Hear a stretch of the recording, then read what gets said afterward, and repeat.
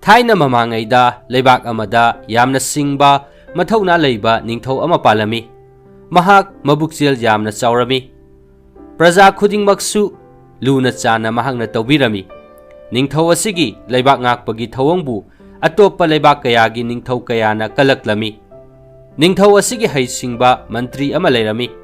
Mahakna leibak adugi thawang kayabu ningthaugi ayaba lauduna mantrina thausil kaya panglami. Ningthau mantri asiga yamna luna chana tina homin kaminarakpa oibagi matik amana amada chetna thajanai. Chatkadaba lamchat kainaramde. Leibak asigi ningthausi masa amata pokcharamde. Nongmagi numit amada mahaki thaubu puriba mantrida kausilaga hairami. Mantri, nahaki handak phangjagadoriba nacha asi nipa oire ai phangjarage. Nupi oirasu aigi oijarage hairabada mantri nasu hoi haiduna yanare. Ishorgi nongdamni mantri gi nupi do macha nupa ani phaibok pokle. Amana ningthau masa oina pikre, amana mantri na yok haure.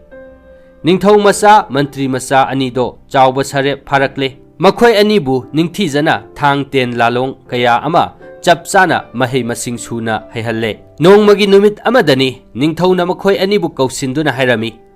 Nakhoi animak hayengdagi lam koiba hauro. Nakhoi anigi angamba matik mayai do ningthau aina yenglage.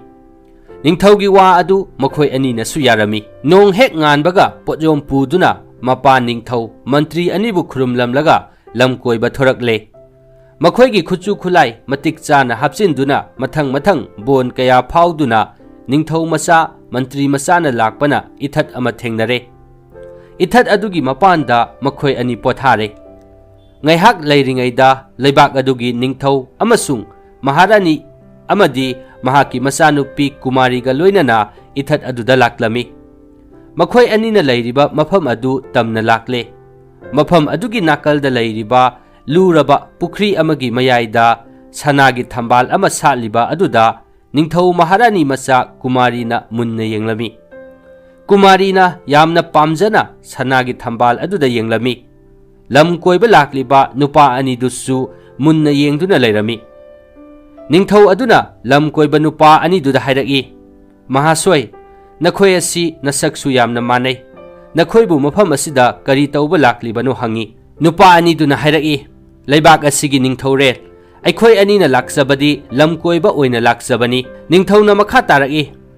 Nakhoi se asamba su mande. Aduna nakhoi ani gi marakta sanagi thambal asi heklaga ningthau aingonda katpa hanbaduda aigi isanupi si thajarage. Sana thambal heklo hairami. Makhoi ani su hek ngamba tanaba changyeng pambadagi hekjage hoi haiduna yare. Nupa ani dugi marakta ningthau masa nupa oibaduna ningthau masa nupi adu hena pamlami. Aduna sungsoi soidana mana phangnaba wakhal khalaklami.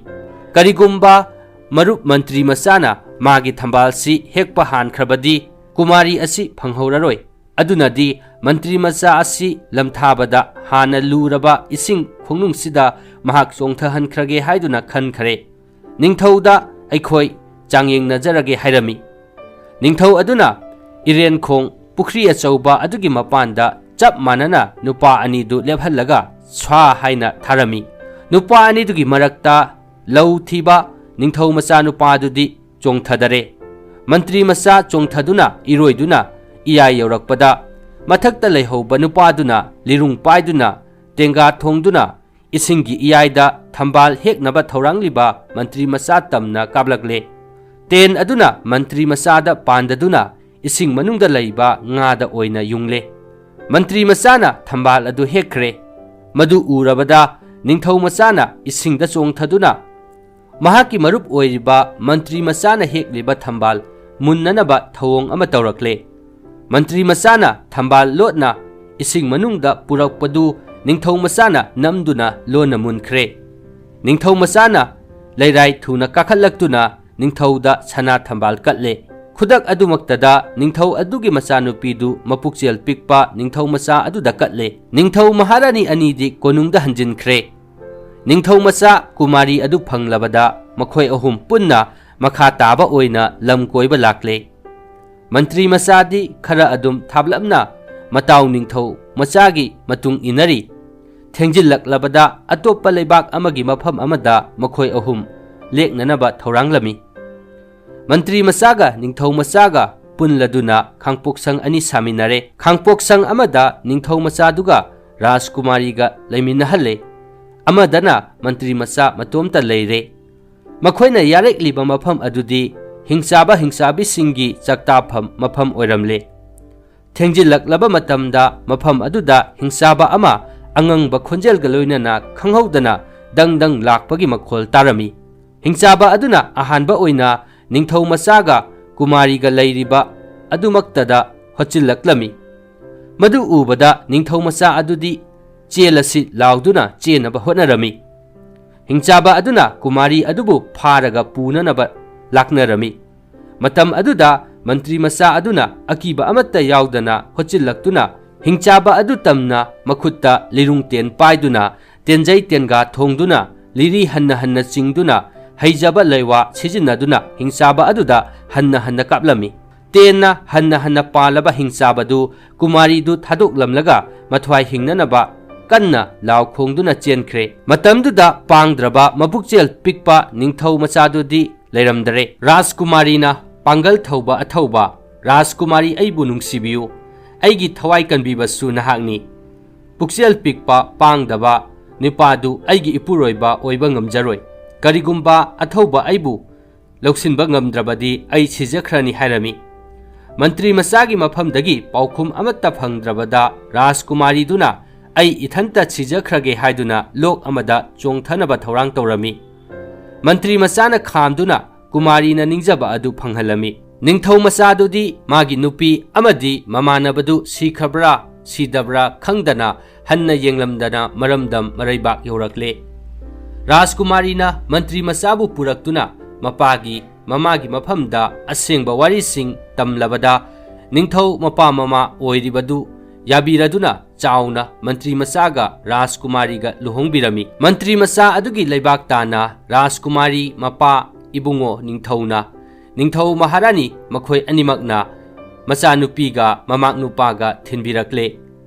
Lam amagi ningthau laki tarabada haunaba thaurang tawduna mantri masa sigi leibak ningthauna yamna taramna uglami. Ningthau masel maharani masel harauna hailei chamin thakminaringaida ningthau macha thoraktuna Rajkumari bu khujeng paiduna mapa ningthauda wakatke honarakpada Rajkumari gi mapa ibungo ningthauna thattuna hairami. Karigino pangdaba nupana hakna leibak asigi ningthaugi mamau oigadawriba aigi ichanupi asida sokki honariba. Ichanupi asidi leibak sigi ningthau machanupada luhongkhrabani taklami. Matam aduda ningthau machadu wakhal taduna ngakchana leirami. Leibak sigi ningthauna yengu ningthau oiradawba ichanupani haiduna mantri macha oirambadu ningthau machagi phijol setpiduna puthorakle. Ikairaba ningthau macha oirambadu wari pumnamak khanglabada mapa ibungo mantri gi manakta changjaduna leikhi. Aduga mathauna phaba mantri macha nupaduna ningthau gi macha oiduna mapa ningthau leima anibu thauganjakhi. Leibak sigi ningthauna magi leibak ngakpa ngamgadaba mathauna leibabu lam koihanduna khankhi. Rajkumari gi mama mapa anidusu machanupi ningthina sinaramlaga maraibakta hankhirami. Asum tawdana leibak adu ingna tapna pankhi. Wari si matang asida loisinjare. Wari si libada soikiba yaurabasu tabiriba pumnamakna ngakpinaba nolukna haijari. Mathang tarakpa wari sing thagalakpada khangnabagidamak channel asibu subscribe tawdirba ichil inausingna channel asibu subscribe tawsinbiramu pumnamakpu thagatjari.